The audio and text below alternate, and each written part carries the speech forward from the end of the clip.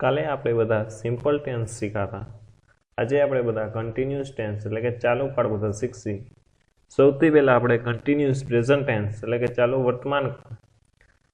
વર્તમાન કાળમાં એસેટિવ એટલે કે વિધાન વાક્ય રીતના આ પ્રમાણે થશે: કર્તા પ્લસ એમિઝાર પ્લસ આઈએનજી વાળું રૂપ પ્લસ કર્મ પ્લસ અન્ય શબ્દ.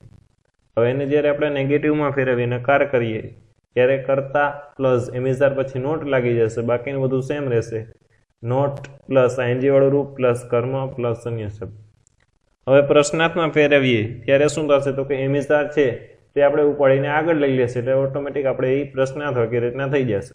એમિઝાર પ્લસ કર્તા પ્લસ આઈએનજી વાળું રૂપ પ્લસ કર્મ પ્લસ અન્ય શબ્દ પ્લસ ક્વેશ્ચન માર્ક.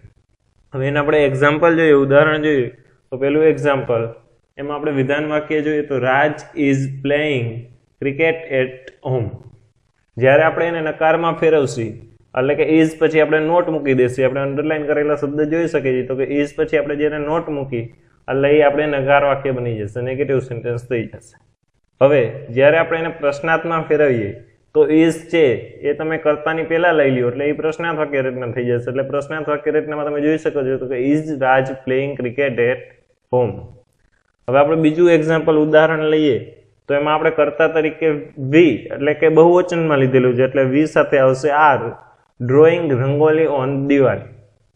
હવે જ્યારે આપણે એને નેગેટિવમાં ફેરવશી ત્યારે આર પછી તમે નોટ મૂકી દેશો એટલે એ થઈ જશે નકાર વાક્ય રચના. અને જ્યારે તમે એને પ્રશ્નાર્થમાં ફેરવશો ત્યારે આર છે એ કરતા પહેલા આવી જશે એટલે પછી થઈ જશે પ્રશ્નાર્થ વાક્ય રચના. હવે બીજો કાળ આપણે જોઈએ તો કે કન્ટિન્યુઅસ પાસ્ટ ટેન્સ એટલે કે ચાલુ ભૂતકાળ. એની વિધાન વાક્યમાં આપણે જે રીતના વર્તમાન કાળમાં એમિઝારનો ઉપયોગ કરતા એ રીતના ચાલુ ભૂતકાળમાં ખાલી એમિઝારની જગ્યાએ ફેરફાર થશે વોઝ વેર. એટલે વિધાન વાક્ય આ પ્રમાણે થશે: કર્તા plus was were plus ING વાળું રૂપ પ્લસ કર્મ પ્લસ અન્ય શબ્દ. હવે જ્યારે એને નેગેટિવમાં ફેરવીએ ત્યારે વોઝ વેર પછી તમારે શું થશે તો કે નોટ લાગશે એટલે વાક્ય રચના આ પ્રમાણે થશે: કર્તા plus was were plus not plus ING વાળું રૂપ પ્લસ કર્મ પ્લસ અન્ય શબ્દ. અને પ્રશ્નાર્થ વાક્યમાં વોઝવેર છે તે કર્તાની પહેલા આવી જશે એટલે વાક્ય રચના આ પ્રમાણે થશે: વોઝવેર પ્લસ કર્તા પ્લસ આઈએનજી વાળું રૂપ પ્લસ કર્મ પ્લસ અન્ય શબ્દ પ્લસ પ્રશ્નાર્થ ચિહ્ન. હવે એના એક્ઝામ્પલ આપણે જોઈએ તો પેલું છે Ketan was drinking milk yesterday. Ketan છે તે એક વચનમાં છે એટલે એક વચન સાથે વોઝ આવે અને ક્રિયાપદનું આઈએનજી વાળું રૂપ.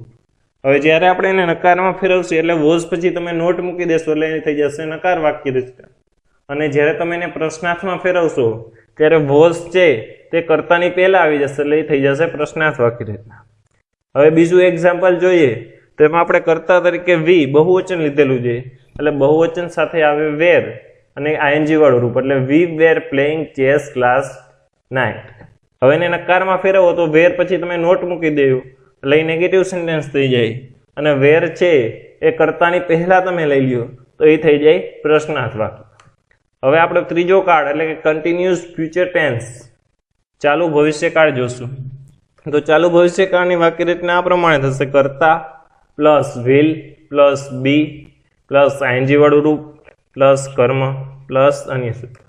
હવે એને જ્યારે તમે નેગેટિવમાં ફેરવો ત્યારે વિલ પછી નોટ આવશે, બી પછી નોટ લગાડવું નહીં. ખાસ ધ્યાન રાખવાનું બી સાથે આઈએનજી વાળું રૂપ આવે અને વિલ પછી નોટ આવે એટલે નેગેટિવ વાક્ય આ પ્રમાણે થશે: કર્તા plus will plus not plus be plus ING વાળું રૂપ પ્લસ કર્મ પ્લસ અન્ય શબ્દ. પ્રશ્નાર્થ વાક્યમાં આ પ્રમાણે થશે કે વિલ છે એ કર્તાની પહેલા આવી જશે એટલે વિલ પ્લસ કર્તા પ્લસ બી પ્લસ આઈએનજી વાળું રૂપ પ્લસ કર્મ પ્લસ અન્ય શબ્દ પ્લસ ક્વેશ્ચન માર્ક.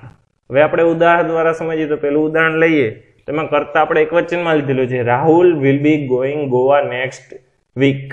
હવે જ્યારે આપણે એને નકારમાં ફેરવશું એટલે કે વિલ પછી નોટ આવી જશે એટલે Rahul will not be going Goa next week. હવે એને તમે પ્રશ્નાર્થમાં ફેરવો એટલે વિલ છે એ કર્તાની પહેલા આવી જશે: will Rahul be going Goa next week. હવે બીજું ઉદાહરણ લઈએ તો તેમાં કરતા જે આપણે બહુવચન લીધેલું છે ધે. તો વિધાન વાક્ય આ પ્રમાણે થશે: they will be watching TV tomorrow. નકારમાં ફેરવશે તો વિલ પછી તમે નોટ મૂકી દેશો એટલે કે they will not be watching TV tomorrow. પ્રશ્નાર્થ વાક્યમાં છે તો કે વિલ છે તે કરતાની પહેલાં આવી જશે, એટલે કે will they B watching TV tomorrow. આજે આપણે બધા ચાલુ કાળની આપણે શીખા, તો કાલે આપણે છે બધા પૂર્ણ કાળ વિશે શીખીશું.